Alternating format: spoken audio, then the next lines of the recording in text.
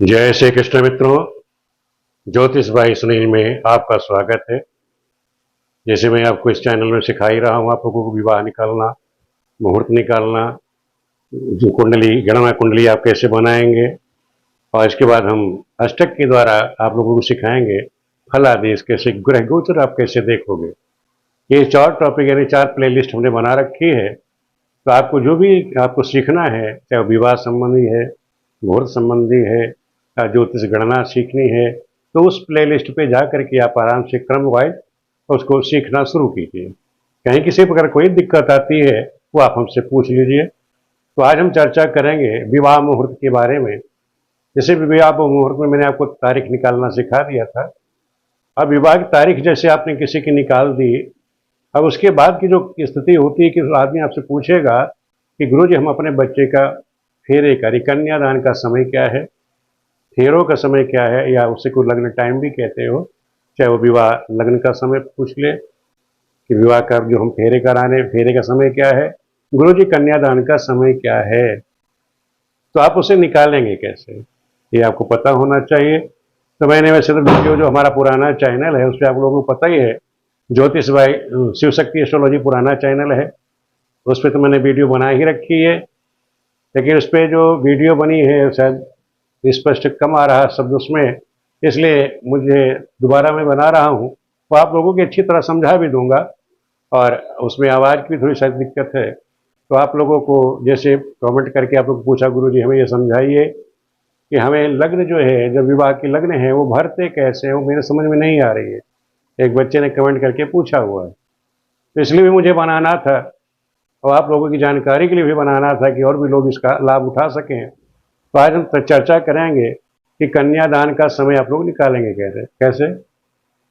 इसको इंग्लिश में भी आप लोग कह सकते हो marriage time in astrology, marriage का जो टाइम है वो कैसे निकालें। तो आज का जो समय विषय हमने लिया है विवाह लग्न यानी फेरों का समय निकालना, कन्यादान का समय निकालना, मैरिज टाइम इन एस्ट्रोलॉजी। उसमें हम देखेंगे कि इसमें सबसे पहले आप लोग ये ध्यान रखो कि हमारी 12 लग्नें हैं। अब वो 12 लग्नों को हमें इस्तेमाल करना है, चाहे वो दिन में करना है या रात में करना है। विवाह तो हमें दिन में कर सकते हैं, रात्रि में कर सकते हैं, गोधन वेला में कर सकते हैं। लेकिन कौन सी लग्न है जो हम दिन में प्रयोग करें और कौन सी लग्न हमें रात में करना चाहिए, ये हमको पता होना चाहिए। तो सर्वप्रथम आप लोग पहले ये सीखो कि अंधे बहरी कुबड़ी राशियां होती हैं। तो अंधे बहरे कौन दिन में अंधा है, कौन रात्रि में अंधा है, कौन सी राशि बहरी है, कौन सी कुबड़ी है, लंगड़ी है, तो ये हमको पता होना चाहिए। क्योंकि अगर हम अंधे बहरे में दिक्कत क्या होगी वो हम अभी आपको समझाते हैं प्रश्न अच्छी तरह से। मान लो राशि लग्न है हमारी, जो हम फेरे का समय ले रहे हैं, मान लो उस समय लग्न है जो है मेष वृष या सिंह लग्न है। उस समय मान लो हमने कोई दिन में या रात्रि में, दिन में कोई हमने फेरे कराने जा रहे हैं, वहाँ पे मेष या वृष या सिंह लग्न पड़ी हो, तो क्या इन राशियों की ये राशियां हैं, तो इसे कहा जाता है दिन की अंधी हैं। तो इन राशि जो क्या है दिन की अंधी है, और दिन की कोई लग्न अंधी है तो उस दिन में आप फेरे नहीं कराएंगे। मान ली मैंने जैसे मेष वृष सिंह है, ये दिन की क्या कहलाती अंधी राशि है, इसमें हमको फेरे नहीं कराना चाहिए। अगर दिन में कोई फेरे कराना चाहे तो ये लग्न पड़ रही हो तो बिल्कुल आप मना कर दोगे, क्योंकि विवाह कराओगे तो उसमें क्या होगा, वैधव्य कारक है, वैधव्य दे देता है, विधवा का योग बना देता है। तो इस तरह से आप लोग ध्यान रखोगे कि किसी का आप दिन में संस्कार करा रहे हैं तो वहाँ मेष वृष या सिंह लग्न नहीं होनी चाहिए, और कोई भी लग्न आप ले सकते हैं। और भी इन 3 लग्न को छोड़ करके 9 लग्नें हैं, उनको ले लेना। उनमें लग्नों में कैसे देखा जाएगा ग्रहों की स्थिति, वो मैं आपको भी बाद में समझाता हूँ। दूसरी समझ लीजिए कि जैसे मिथुन है, कर्क है और कन्या, मिथुन कर्क और कन्या लग्न जो है इनको रात्रि में नहीं है, ये रात्रि की अंधे हैं। जो लग्न रात्रि की अंधी हैं इसमें रात्रि में फेरे नहीं कराना चाहिए, क्योंकि ये मृत्यु कारक है, ये मृत्यु दे देती है, ये मृत्यु के समान उनको वर वधु को जो है मृत्यु के समान कष्ट कारक है। तो ये लग्न नहीं होनी चाहिए। रात्रि के समय ध्यान रखोगे कि मिथुन कर्क और कन्या लग्न कभी आप नहीं लेंगे, अन्य जो लग्ने हैं उनको आप ले सकते हैं। इसी प्रकार तुला, वृश्चिक और मकर, ये बहरी लगनी है। ये किसे कहते हैं? इन्हें बहरे। कहाँ से जो बहरा हो तो ना सुनने वाली राशियां बहरी लग्न, ये लग्न मानी गई हैं। इनमें अगर आप फेरे कराते हैं तो दरिद्रता क्या होगा? दरिद्रता हो जाती है, दरिद्रता का योग बनता है। इसी प्रकार नोट कर लीजिए कि 9, 11 और 12 ये संध्या के समय लंगड़ी होती है, यानी कुबड़ी। चाहे लंगड़ा कोई कहता है कि कुबड़ी राशि लिखी रहती है, इससे भ्रम में नहीं रहना। चाहे वो कुबड़ी लिखी हो चाहे लंगड़ी लिखी हो, बात एक ही। लंगड़ी या कुबड़ी लिखी रहती है तो उससे कोई दिक्कत नहीं है। तो ये ध्यान रखना कि संध्या के समय अगर कहीं पर आप फेरे करा रहे हैं तो वहां धनु, कुंभ या मीन लग्न नहीं होनी चाहिए। अन्य लग्नों को आप विचार करेंगे। आगे जो 9 लग्न हैं उनको आप ले सकते हैं, लेकिन संध्या के समय आप धनु, कुंभ या मीन लग्न को नहीं लेंगे। ये तो हो गया अंधी बहरी इस तरह से। इससे क्या होगा? अगर आप करा देते तो धन की हानि हो जाएगी, बहरे में कराएंगे दरिद्रता का होगा। और इसी चीज को एक दूसरे मत से भी कहा गया है, दूसरे श्लोक के द्वारा भी इसी को समझाई गई है। उसमें क्या समझाया है? इसी चीज को समझ लीजिए कि जैसे लग्न मैंने बताया था कि बहरे, बहरे लिखा ना कि 7, 8 ये बहरी है। तो ये ध्यान रखो कि 7 यानी तुला और वृश्चिक जो लग्न है ये दिन में बहरी होती है, और ये धनु और मकर जो लग्न है ये रात में बहरी होती है। ये ध्यान रखो कि जैसे वृश्चिक और तुला और वृश्चिक दिन में, तो ये क्या है? लग्न जो है दिन में बहरी है, तो इसको हम रात में इस्तेमाल कर सकते हैं। ध्यान रखो, अगर ये दिन की बहरी तो इसका तुला वृश्चिक लग्न रात में आ रही है तो हम इसका इस्तेमाल रात्रि में कर सकते हैं। इसी तरह ये धनु और मकर लग्न जो है रात में क्या है? बहरी है। अगर बहरी लग्न कुछ करते हैं दुख देता है, कष्ट देता है, तो लेकिन अगर हम इसका दिन में इस्तेमाल, रात्रि में तो बहरी है लेकिन इसका हम दिन में इस्तेमाल, अगर धनु और मकर लग्न को हम दिन में इस्तेमाल कर सकते हैं, इसका प्रयोग हम दिन में कर सकते हैं। इसी प्रकार समझ लो कि जैसे मेष, वृक्ष, सिंह ये दिन में क्या है? अंधे हैं। जैसे मैंने यहाँ भी बताया था कि ये मेष, वृक्ष और ये सिंह, मेष, वृक्ष और ये सिंह ये दिन के क्या है? ये अंधे हैं। इससे क्या विधवा योग बनाता है? विधवा योग यहाँ भी लिखा हुआ है और यहाँ पर भी वही चीज आई है, विधवा योग बना देता है। तो ये दिन के अंधे हैं। दिन का इस्तेमाल हम दिन में नहीं करके रात्रि में अगर पड़ता है तो रात्रि में हम इस्तेमाल कर सकते हैं, दिन में हम इन लग्नों का इस्तेमाल नहीं करेंगे। नेक्स्ट समझ लीजिए, ये मिथुन, कर्क और कन्या। मिथुन, कर्क और कन्या, जैसे यहाँ लिखा था मैंने, मिथुन, कर्क और कन्या रात्रि के अंधे। वही चीज यहाँ पर भी है, मिथुन, कर्क ये रात्रि में अंधे हैं। इससे क्या होता है? धन की हानि होती है। तो धन की हानि बता देता है। यहाँ क्या आता है? मृत्यु का कारक, यानी मृत्यु समान कष्ट भी देता है और मृत्यु कारक भी है। तो दोनों चीजें समझो, दोनों की संभावनाएं यहाँ बनती हैं। तो इस चीज से ध्यान रखिएगा कि अगर मिथुन, कर्क और कन्या रात्रि में, इन लग्नों का हमें नहीं इस्तेमाल करना है, बाकी लग्नों का हम प्रयोग कर सकते हैं फेरों के लिए। बाकी जो 9 लग्न हैं उनका हम इस्तेमाल करेंगे। अब दूसरा एक समझ लीजिए, जैसे कुंभ लग्न है, इसको क्या कहा है? लंगड़ी कहा गया, पंगु या कुबड़ी कहा गया है। कुंभ लग्न जो है दिन में जो है लंगड़ी होती है, यानी कुबड़ी होती है। तो जो कुंभ लग्न दिन में है तो दिन में तो हम इसका इस्तेमाल नहीं करेंगे, लेकिन रात्रि के समय हम कुंभ लग्न का इस्तेमाल कर सकते हैं, क्योंकि दिन में लंगड़ी है, पंगु है। अगर हम इसमें दिन में प्रयोग करेंगे तो क्या होगा? वंश का नाश कर देगा। इसी तरह मीन लग्न जो है रात्रि में क्या है? कुबड़ी है, लंगड़ी है। तो रात्रि में लगे तो मीन लग्न का प्रयोग हम रात्रि में नहीं करेंगे, इसका प्रयोग हम दिन में कर सकते हैं। अगर हम रात्रि में प्रयोग करेंगे तो क्या होगा? इससे वंश का नाश हो जाता है। तो इस तरह मैंने आपको बताया किस लग्न का दिन में प्रयोग करना और कब रात्रि में करना है। जो चीजें यहाँ वर्जित है उस समय आप नहीं करेंगे तो अगले दिन उसको दिन में कर सकते हैं। जो दिन में दुखदायी है वो रात्रि में आप प्रयोग कर सकते हैं। तो ये तो हो गया लग्नों के बारे में। अब हम चर्चा करते हैं कि कन्यादान की जो लग्न हमें भरनी है, जो हम लग्न भर रहे हैं उसको हम देखें कैसे। तो आपने कन्यादान, तो मान लो लग्न आपने डिसाइड कर ली कि हमें जो रात्रि में फेरे कराने हैं। मान लो यहाँ हमको रात्रि में फेरे कराने हैं। अब रात्रि में हमने देखा कि रात्रि में कौन सी रात्रि में फेरे कराने हैं आपको, तो केवल मिथुन, कर्क और कन्या लग्न हमको नहीं लेनी, बाकी हम कोई लग्न में फेरे करा सकते हैं। मान लिया कि विवाह संस्कार, आप समझ लो विवाह संस्कार है क्या? एक स्थिर कार्य है, जीवन स्थिर रहे बच्चों का, तो इसलिए आप स्थिर लग्न ले सकते हैं। अब स्थिर लगन आपको पता होनी चाहिए कौन सी होती है। चर लगन मैंने आपको बताई थी। चर में 1, 4, 7, 10। स्थिर लगन, स्थिर लगन आपकी हो गई 2, 5, 8, 11। और द्विस्वभाव लगन आपकी कौन सी होगी? द्विस्वभाव 3, 6, 9, 12। तो ये ध्यान रखो कि फेरों के समय, क्योंकि चर कोई यात्रा तो आप करने नहीं जा रहे, विवाह संस्कार करा रहे हैं, तो उसमें कोशिश करिए स्थिर लगन और ये द्विस्वभाव लगनों का ही आप इस्तेमाल करें तो बहुत ही अच्छा होगा किसी के जीवन में, क्योंकि स्थिरता बनी रहे। और द्विस्वभाव राशि भी ले सकते हैं, कोशिश करिएगा ये 8 लगने अगर आपको मिलती हैं तो सर्वोत्तम है। कोई दिक्कत परेशानी इस तरह की आ जाती है तो चर लगन आप ले सकते हो, लेकिन कोशिश करिएगा स्थिर और द्विस्वभाव लगनों को लिया जाए। मान लो मैंने भी बताया कि हमको मान लो रात्रि में फेरे कराने हैं, किसी के विवाह कराना है, संस्कार कराना है, तो हमने क्या किया, मिथुन, कर्क और कन्या लग्न को छोड़ दिया। हमने जो दिन के अंधे थे इसका हम रात्रि में इस्तेमाल कर सकते हैं। तो इसमें हमने देखा कि स्थिर लगन में सिंह लगन आ रही, तो सिंह लगन आ रही है, वृष लगन भी आ रही है, तो हम 2 से ही ले लेते हैं। चलो 2 को ही ले लेते हैं पहले। मान लो रात्रि में को फेरे कराने हैं, मैंने वृष लगन ले ली।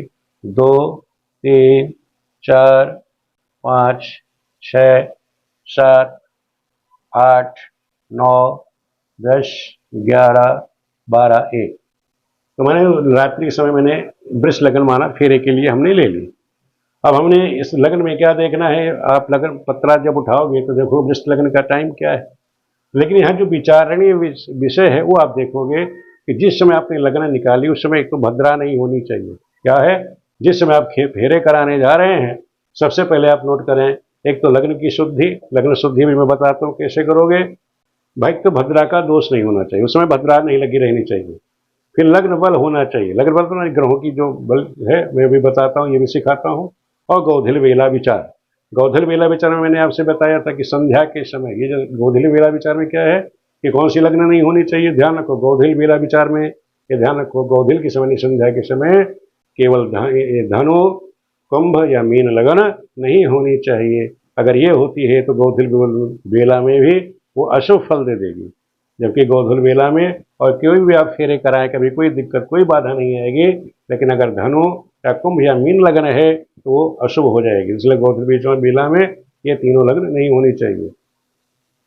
अब हम चर्चा करते हैं कि जैसे मान लो ये लग्न है, अब इसमें आप ग्रहों को, जैसे मैंने आपको कई वीडियो में सिखाया था कि जो लग्न है, शुभ लग्न, शुभ ग्रह जो है कहाँ होनी चाहिए, शुभ ग्रह आपकी केंद्र में होनी चाहिए। कहाँ पर, लग्न में चौथे और 10वें भाव में शुभ ग्रह हो या त्रिकोण में हो।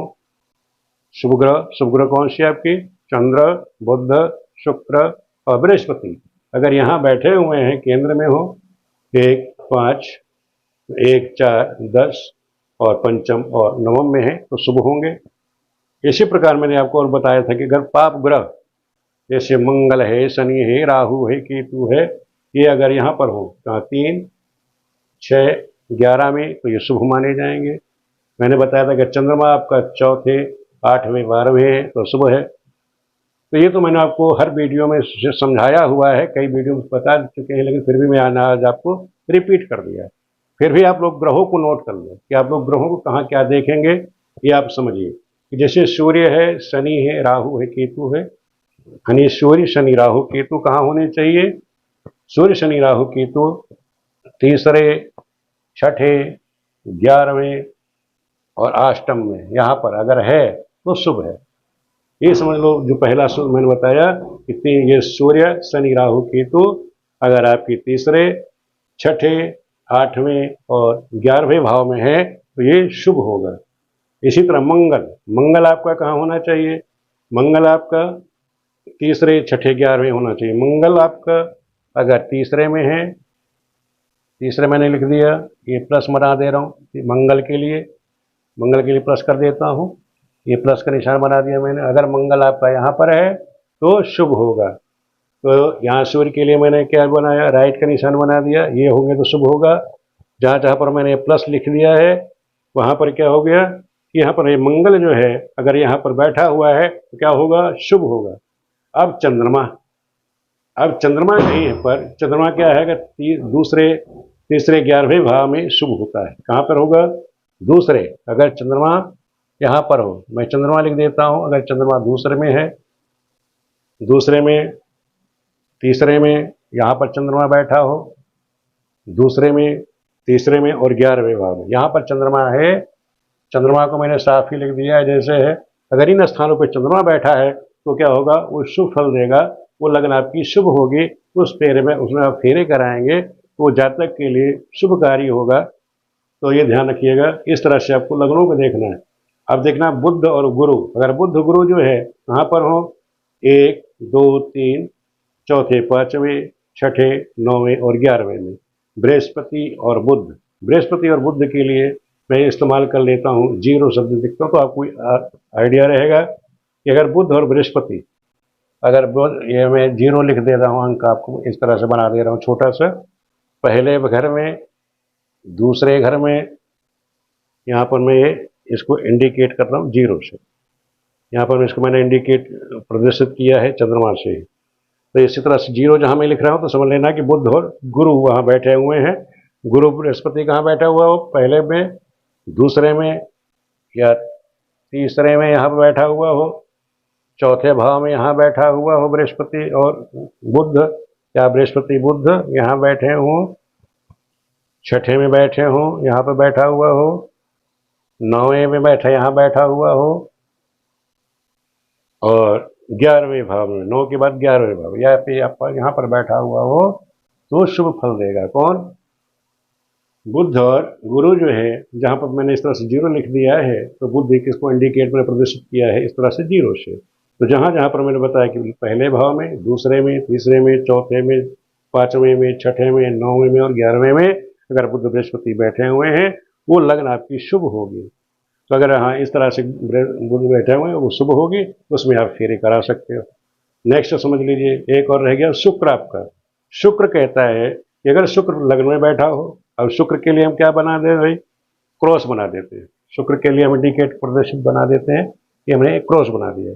शुक्र के लिए अगर शुक्र लग्न में बैठा हुआ हो, शुक्र यहाँ हो, या शुक्र यहाँ दूसरे भाव में बैठा हुआ हो, शुक्र चौथे में हो, चौथे भाव में हो, शुक्र पंचम में हो, यहाँ शुक्र बैठा हुआ हो, शुक्र नवम में हो, यहाँ पे शुक्र बैठा हुआ हो, शुक्र दशम में, शुक्र यहाँ पर भी हो, और शुक्र 11 में और यहाँ पर शुक्र बैठा हो, तो क्या होगा, ये इस तरह की लग्न शुभ होगी। इसमें आप फेरे कराएंगे तो जातक का किसी प्रकार का कोई दिक्कत नहीं होगी। हमने फिर बार बार समझा देता हूँ कि जो शुक्र, इस तरह से आपने क्या देखा कि ये शुक्र है, ये बृहस्पति है। हाँ, बुध बृहस्पति और शुक्र, बुध बृहस्पति शुक्र, ये बुध बृहस्पति शुक्र जो है कि जब कहाँ आ गए, केंद्र में आ गए ना, ये पहले घर में आ गए और चौथे घर में आ गए। तो यहाँ पर अगर ये दोनों बैठे हैं तो शुभ है, एकादश में बैठे तो शुभ है, और नवम में बैठे तो शुभ है, और ये दोनों अगर यहाँ द्वितीय भाव में है तब भी शुभ है। इस तरह से हमने देखा, इसलिए ग्रहों की स्थिति ये आपको मैंने इंडिकेट प्रदर्शित कर दी है, इसको देख लेना। इसलिए आपको अभ्यास करोगे तो आदत पड़ जाएगी। ये सूत्रों को आप नोट कर लेना कि हमें लग्न की शुद्धि के सिद्धि कौन सी ग्रह कहाँ होनी चाहिए। अगर इस तरह से आपको ग्रह मिलती है तो समझ लो लग्न हमारी शुद्ध है। हमेशा ध्यान रखो, अगर शुभ ग्रह केंद्र में हो, 1, 5, 1, 4, 10 में या पंचम और नवम में तो वो शुभ है।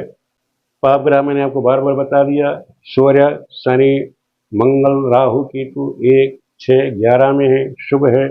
चंद्रमा आपका ये कहाँ पर, दूसरे में, और चंद्रमा दूसरे में, दूसरे, तीसरे और एकादश में है तो शुभ है।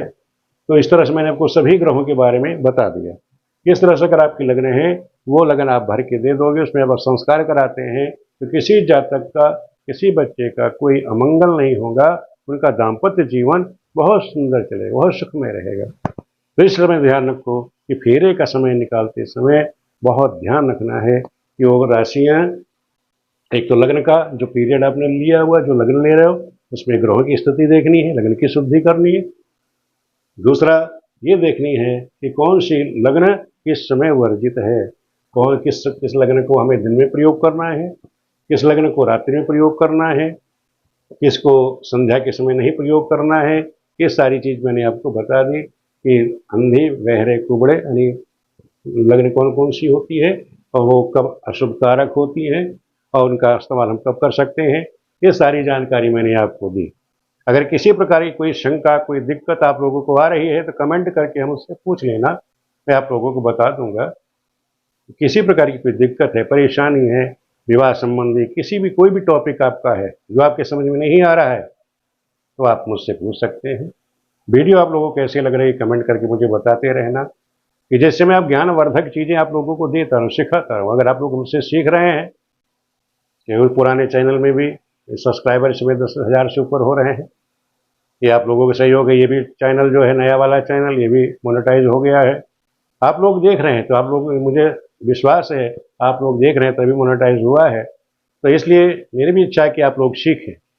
मैं तो यही है कि निस्वार्थ भाव से, क्योंकि मेरी तो विद्या है आप लोगों तक पहुँचे और आप लोग अच्छी से अच्छी शिक्षा ग्रहण करें और समाज की आप लोग सेवा कर सकें। वीडियो देखने के लिए आप सभी मित्रों का बहुत बहुत धन्यवाद।